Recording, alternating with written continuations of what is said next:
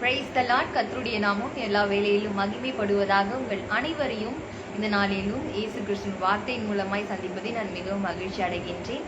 தேவனுடைய வார்த்தைகள் நம்மை வாழ வைக்கின்றது. தேவனுடைய வார்த்தை நம்மை பிழைக்க செய்கின்றது. நசரேயனாகிய இயேசு கிறிஸ்துவின் வார்த்தை நமக்கு ஒவ்வொரு நாளும் பல நன்மைகளை செய்து கொண்டே இருக்கிறது. எனவே நமக்கு நன்மை செய்த நம்முடைய தேவனை நாம் நம்முடைய மனதார நாம் நன்றி சொல்லி, நாம் துதித்து தேவனுக்கு நன்றி சொல்லி பாடி ஒரு வார்த்தைகளை நாம் அறிந்து கொள்ளலாம். அதற்கு முன்பாக நாம் அனைவரும் கண்களை மூடி ஜெபிக்கலாம்.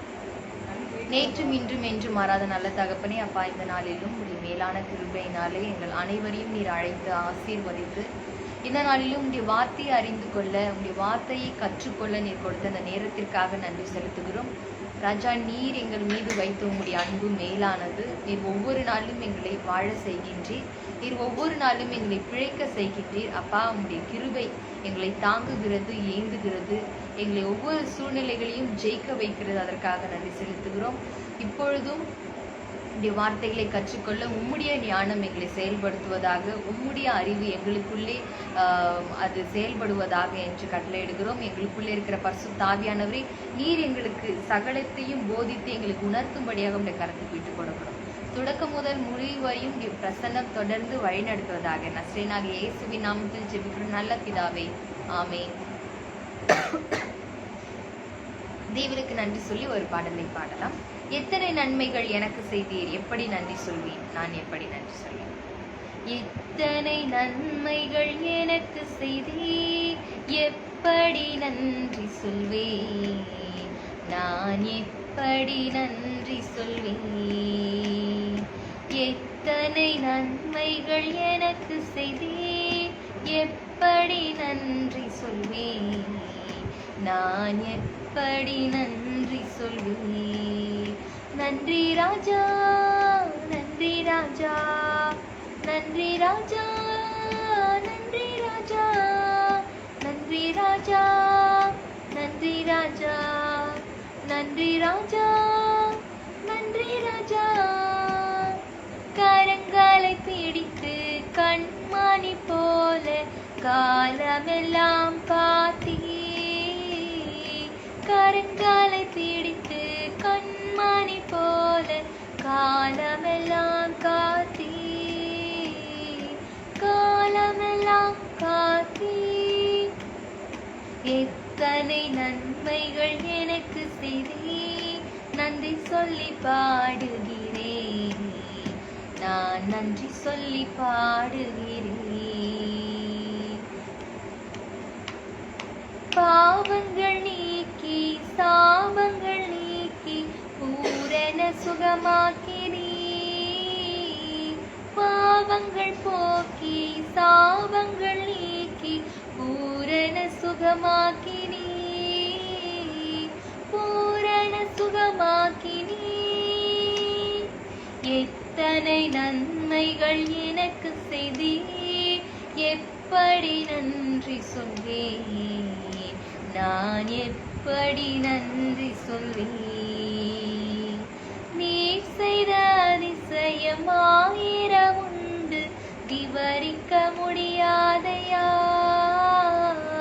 நீர் செய்த அதிசயம் ஆயிரம் உண்டு, விவரிக்க முடியாதையா, விவரிக்க முடியாதையா. எத்தனை நன்மைகள் எனக்கு செய்தீர், நன்றி சொல்லி பாடுகிறேன், நான் நன்றி சொல்லி பாடுகிறேன். ஹல்லேலூயா. நம் தேவன் ஒவ்வொரு நாளும் நமக்கு பல நன்மைகளை செய்து கொண்டே இருக்கிறார். எனவே we have to thank him. நம்முடைய முழு மனதோடு முழு ஆத்மாவோடு நாம் நன்றி சொல்ல வேண்டும். ஏதோ கடமைக்கு எனக்கு இது எப்படி வந்திருக்கு அப்படி இப்படி ஏதோ டக்கு சொல்வோன்ற இல்லாமல் ஒரு வார்த்தை சொன்னா கூட, அப்பா, எனக்கு இந்த நாள்ல இந்த விஷயங்கள்லாம் நீங்க செஞ்சீங்க, ரொம்ப தேங்க்ஸ்ப்பா அப்படின்னு சொல்லி நம்ம முழு மனசோடு நம்ம என்ன பண்ணணும், அவர் செய்த காரியங்களுக்கு நாம் எப்பொழுதும் இந்த நேரம் அந்த நேரம் அப்படின்னு பார்க்காம எந்த நேரமா, அதாவது நான் வேலை செய்கிறேன், எனக்கு கரெக்டாக டைம் இல்லை, நான் இப்போ படிச்சுட்டு இருக்கேன், இப்போ நான் ட்ராவலில் இருக்கேன், எனக்கு டைம் இல்லை, அதுக்குன்னு தனியாக உட்காந்து ப்ரேயர் பண்ணி அப்படின்னு இல்லை. மனதார நம்ம மனதில் நம் தேவன் நமக்குள்ளே இருக்கிறாரு. ஸோ நமக்குள்ளே இருக்கிறவரை நம் மனதார உணர்ந்து நன்றி அப்பா, ரொம்ப தேங்க்ஸ்ப்பா, அந்த ஒரு நிமிஷம் நம்ம நமக்குள்ளே அந்த நினைச்சாலே அந்த நன்றி நம்ம மனதார நினைக்கும் போது அது தேவனிடத்துல போகுது. ஸோ நம்ம அப்போ ரொம்ப தேங்க் பண்ணி பார்த்தா ரொம்ப சந்தோஷப்படுவார். ஸோ நம்ம நார்மலாக நம்ம ஃபேமிலியில் வந்து ஒவ்வொரு விஷயத்துக்கும் நீங்கள் தேங்க் பண்ணி பார்த்தீங்கன்னா ரொம்ப அவங்க ஹாப்பியாக ஃபீல் பண்ணுவாங்க. ஸோ அந்த மாதிரி நம்ம அப்பாவுக்கு வந்து நம்ம வந்து எதுவுமே கொடுக்கணும். ஏன்னா அவர் எல்லாத்தையும் சகலமும் அவராலே அவர் மூலமாய் உண்டானது, அவருக்காக உண்டாக்கப்பட்டது எல்லாமே. ஸோ அவர்தான் எடுத்து நம்ம அவருக்கு கொடுக்கறதுல எந்த இதுவும் இருக்கிறது இல்லை, கிடைக்க போகிறது இல்லை. ஆனால் அவர் வந்து ஹாப்பியாக ஃபீல் பண்ணுற அளவுக்கு நம்ம என்ன செய்ய முடியும் பெரிய காரியம் அப்படின்னா, நாம் சொல்கிற நன்றிகளும் நாம் செய்கிற நல்ல விஷயங்களும் தேவனுக்கு அது ஒரு பெரிய வரமாக அவர் பார்ப்பாங்க. காட் நம்மளை பார்ப்பாங்க. இப்போ எக்ஸாம்பிள், நம்ம அப்பா அம்மா வந்து இந்த பிள்ளை வந்து இவ்வளோ நல்ல கேரக்டராக இருக்கே அப்படின்னு யாராவது தன் குழந்தைய பற்றி சொல்லும் போது அப்பா அம்மாவுக்கு இதை விட வேற என்ன பெரிய இருக்க போது. ஒரு குழந்தைகள் பெற்றோர்களுக்கு எந்த ஒரு ஹர்ட் கஷ்டப்படுத்தாம அப்படி இருக்கும் போது அவங்களுக்கு என்ன ஆகும், சந்தோஷமா இருக்கும். பரவாயில்ல, என் குழந்தை வந்து இவ்வளவு நல்ல பேர் வாங்குதே அப்படின்னு ஒரு பெரிய ஹாப்பியா ஃபீல் பண்ணும். அந்த மாதிரி நாம் தேவன்கிட்ட இருந்து கத்துக்கிட்ட விஷயத்தை நம்ம செயல் மூலியமா செய்யும் போது அவர் ரொம்ப ஹாப்பியா ஃபீல் பண்ணுவாரு. எனது இன்னைக்கு ஒரு வசனத்தை நான் கத்துக்கிட்டதை உங்களுக்கு ஷேர் பண்றேன். வெளிப்படுத்தின விசேஷம் 10ஆம் அதிகாரம் 12. வெளிப்படுத்தல் 12.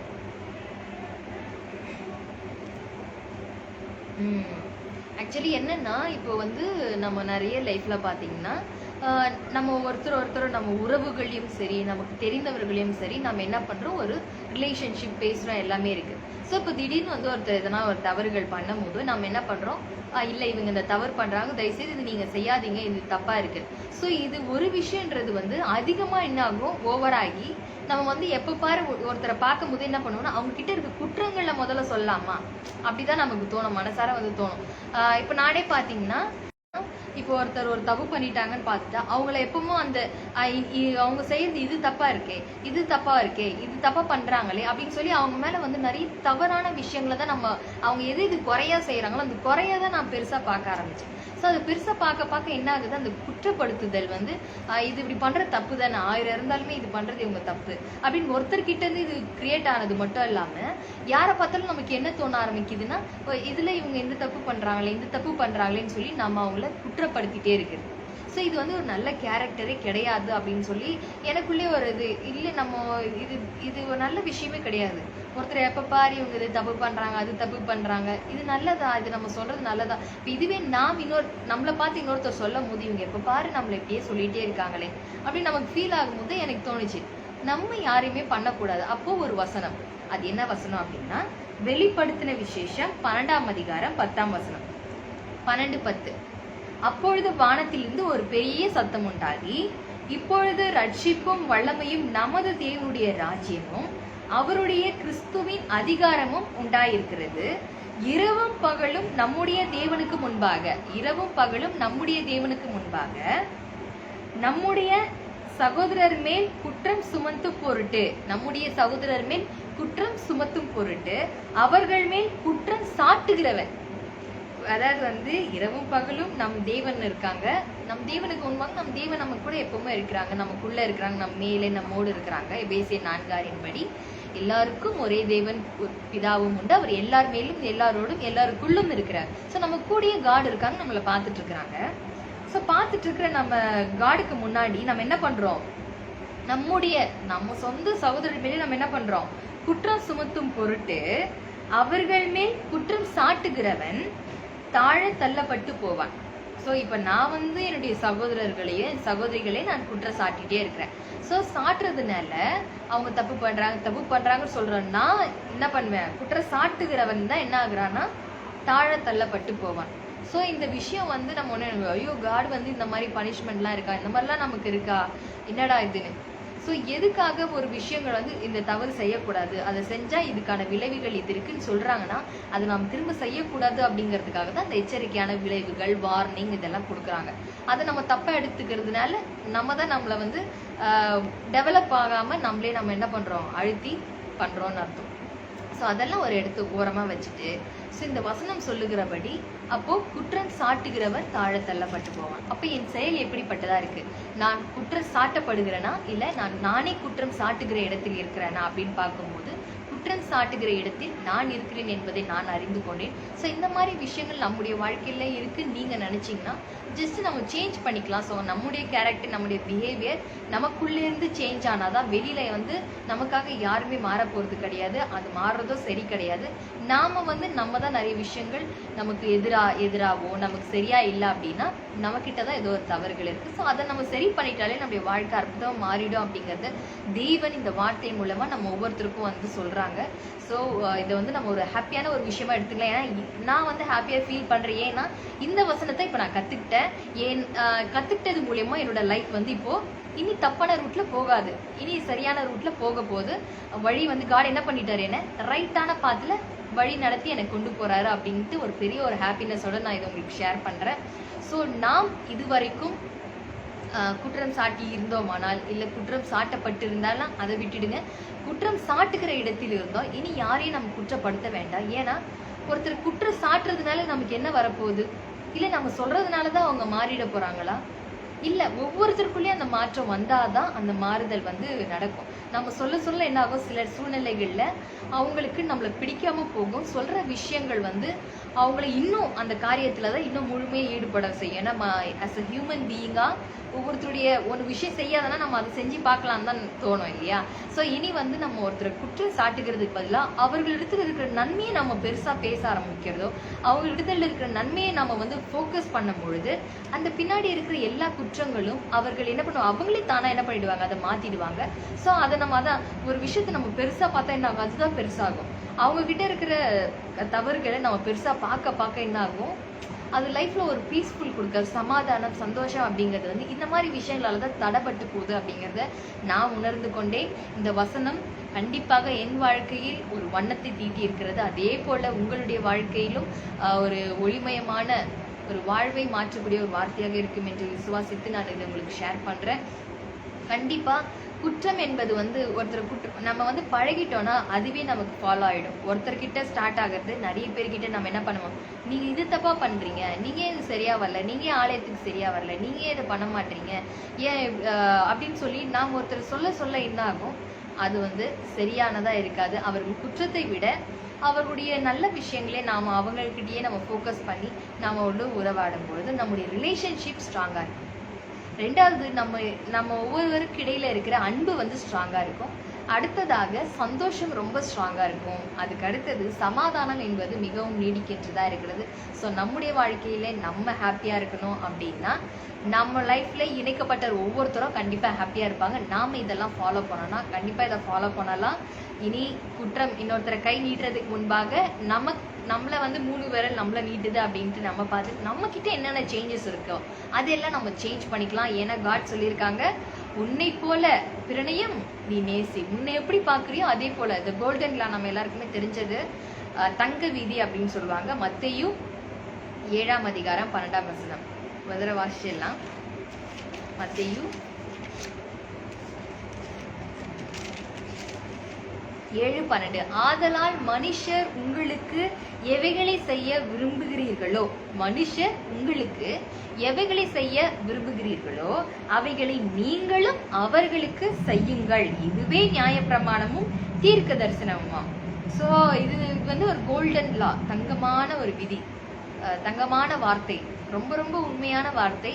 ஸோ நான் வந்து எனக்கு என் ஃபேமிலி என்னை இப்படி பார்த்துக்கணும், என்னை இப்படி அவங்க ரெஸ்பெக்ட் பண்ணணும், அவங்க இப்படி என்னை அன்பாக பார்த்துக்கணும், என்னை வந்து மதிக்கணும் அப்படின்னு நான் நினைச்சேன்னா first of all I have to do that. நான் அவங்களுக்கு அந்த ரெஸ்பெக்ட் கொடுக்கணும், நான் அவங்கள அன்பாக நான் பார்த்துக்கணும். ஸோ இந்த செயல் வந்து கண்டிப்பாக இது உண்மையாகவே மத்தியில் எழுதப்பட்ட இந்த வார்த்தை ரொம்ப ரொம்ப சத்தியமான வார்த்தை. இதை ஃபாலோ பண்ணால் நம்முடைய ஃபேமிலியில் வந்து என்ன சொல்றது, அதிகபட்சமான எல்லா தேவையில்லாத பிரச்சனைகள், கஷ்டம் எல்லாமே தீந்துரும் இந்த ஒன்று ஃபாலோ பண்ணாலே.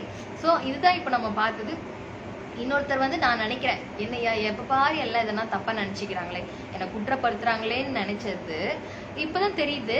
நான் இன்னொருத்தர் நினைச்சா அவங்க என் இடத்துல தானே இருக்கிறாங்க. அப்போ நான் முதல்ல அவங்களை என்ன பண்ணும், அந்த மாதிரி நினைக்காம இருக்கணும், அவங்களை குற்றப்படுத்த கூடாது.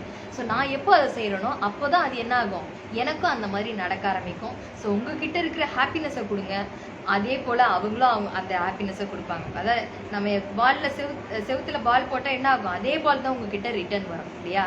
போடுற பால் கல்லா மாறி வரப்போறது. அது போல நீங்க ஒவ்வொருத்தருக்கும் உங்களுடைய அன்பை கொடுங்க, ஒவ்வொருத்தருக்கும் உங்களுடைய சமாதானத்தை கொடுங்க, சந்தோஷத்தை ஷேர் பண்ணுங்க, நல்ல விஷயத்தை ஷேர் பண்ணுங்க. தேவையான வார்த்தைகள் எல்லாம் நம்ம என்ன பண்ணலாம், இப்படி தூர தள்ளிட்டு பக்தி விருத்திக்கு உண்டாகக்கூடிய வார்த்தைகள். ஒருத்தர் குற்றம் சொல்றது அது பக்தி விருத்தியை உண்டாக்குதா, இல்லை அவர்களை குற்ற உணர்வுக்குள்ளா கொண்டு போதா நம்ம பார்க்கணும். ஏனென்றால் தேவனுடைய வார்த்தை சொல்லு, அவரை பற்றும் விசுவாசத்தினாலே பாவ மன்னிப்பு, பரிசுத்தனுடைய சுதந்திரம், அடுத்தது குற்ற உணர்விலிருந்து நீக்குகிற தன்மை தேவன் கொடுக்கிறார். சோ நாம ஒருத்தர் குற்றப்படுத்துறோம், குற்ற உணர்வுக்குள்ள கொண்டு போறோம்னா அது தேவன் பண்ணுகிற செயல் இல்லை. நமக்குள்ளே காட் இருக்கிறாங்க, நமக்குள்ளே நம்ம அப்பா இருக்கிறாங்க. அப்போ நமக்குள்ளே இருக்கிறத வெளியே வரும். அப்ப நமக்குள்ளே இந்த மாதிரி செயல்கள் இருந்தா இனி அதெல்லாம் தூக்கி தூர போட்டுட்டு நமக்குள்ளே குற்ற உணர்வு ஏற்படுத்தக்கூடிய செயல்கள் இனி இருக்க போவதல்ல. ஒவ்வொருவரையும் நம் அன்போடு பார்த்து, அன்போடு பாவித்து, யாராவது நொறுங்குண்டு மனதிலே கடினத்தோடு இருந்தா அவங்க சூழ்நிலையை நாம் புரிந்து கொண்டு அவர்களை நாம் அன்போடு நாம் செயல்படுத்தும் பொழுது அதே அன்பு நமக்கும் மீண்டும் கிடைக்கின்றது. நாம் என்ன கொடுக்குறோமோ அதான் நமக்கு வரும். ஸோ உங்ககிட்ட இருக்கிற நல்ல காரியங்கள், சந்தோஷம், சமாதானம், அந்த மாதிரி இருக்கிறத ரொம்ப ஃப்ரீயா நீங்க முழு மனசோட பண்ணுங்க. யாரையும் நம்ம ஹர்ட் பண்ண வேண்டாம். நம்முடைய வார்த்தைகள் ஒருத்தரை ஹர்ட் பண்ணாதபடி நாம இனி சரியா இருந்து கொள்ளவும். நம்மளை பார்த்தாலே எல்லாமே சரியாயிடும். இன்னொருத்தர் நம்ம கை நீட்டவே தேவையில்லை. ஃபர்ஸ்ட் ஆஃப் ஆல் என்கிட்ட என்னென்ன இருக்குது அப்படிங்கிறத நான் சேஞ்ச் பண்ணிக்கிறேன் அப்படிங்கிறத இந்த நாளில் கற்றுக்கொண்டேன். நீங்களும் அதை கண்டிப்பாக ஃபாலோ பண்ணுங்க. லைஃப் ரொம்ப ஹாப்பியாக இருக்கும். தேவன் இதை கற்றுக் கொடுத்ததுக்காக நம் அனைவரும் நன்றி சொல்லி நாம் ஜெபிக்கலாம். நேற்றும் இன்றும் என்று மாறாத நல்ல தகப்பனே, அப்பா இந்த நாளிலும் உம்முடைய அன்பு, உம்முடைய செயல்கள், உம்முடைய கிருபை எங்களுக்குள்ளே இருக்கு. அதை எப்படி செயல்படுத்தணும் அப்படின்னு நீங்க சொல்லி கொடுத்துருக்கிறீங்க. அப்பா, நாங்கள் இனி ஒருவரையும் குற்றப்படுத்தாதபடி, குற்ற சாட்டாதபடி, ஒருவரையும் குற்ற உணர்வுக்குள்ளா தள்ளாதபடி, ஒவ்வொருவரோடும் நாங்கள் அன்போடும் எங்கள் வார்த்தைகள் இருக்கிற எங்கள் வார்த்தைகள் நன்றாக இருந்தால் எங்கள் வாய் நறுமணமாக மணக்கும் என்பது போல அப்பா, எங்கள் வாயிலிருந்து புறப்படுகிற ஒவ்வொரு வார்த்தைகளும் நற்கந்தமாக வீச உங்களுடைய கருத்தில் ஒப்படைக்கிறோம். நீர் எங்களுக்குள்ளே இருந்து எங்களை செயல்படுத்த ஆண்டவரே. ஒவ்வொருவரோடும் அன்போடு பேச, அன்போடு பழக, பக்தி விருத்தி உண்டாகும் வகையிலே எங்கள் பேச்சுக்களும் எங்கள் வார்த்தைகளும் பிரயோஜனமாக இருக்க ஆண்டவரே எங்களை விட்டு கொடுக்கிறோம். இந்த நாள் நீர் கற்றுக் கொடுத்த இந்த வார்த்தைக்காக நன்றி செலுத்துகிறோம். இந்த நாள் முழுவதும் எங்களை கண்மணி போல பாதுகாத்து, உணவை கொடுத்து, தேவைகள் எல்லாம் நேர்த்தியாய் சந்தித்து, இப்பொழுதும் நாங்கள் படுத்துறங்கி அதிகாலையில் விழித்ததும் எங்கள் விண்ணவரை நோக்கி காண நீ தருகின்ற மேலான கிருபைக்காக நமக்கு நன்றி செலுத்துகிறேன். எங்களை அழைத்த தேவன் உண்மை உள்ளவர். ஆசீர்வதித்து பெருக்கத்தை தந்து கொண்டே இருக்கிறதற்காக நன்றி. ஆசீர்வதித்திருக்கிறேன். நஸ்ரீனாக இயேசுவின் நாமத்தில் ஜெபிக்கிறோம் நல்ல பிதாவே, ஆமென். Price God. நீங்கள் அனைவரும் ஆசீர்வதிக்கப்பட்டவர்கள். கர்த்தர் உங்களுக்குள்ளே, உங்களோடு, உங்கள் மீது ஒவ்வொரு நாளும் இருக்கிறார். எனவே சந்தோஷத்தோடு, சமாதானத்தோடு இந்த உலகத்திலே நாம் ஜெயிக்கிறவர்களா நாம் வாழப்போகிறோம். தேவன் உங்களை ஆசீர்வதிக்கிறார். மீண்டும் நாளை காலை விழித்தது முன்னேவில் நாம் சந்திக்கலாம். God bless you all. Thank you.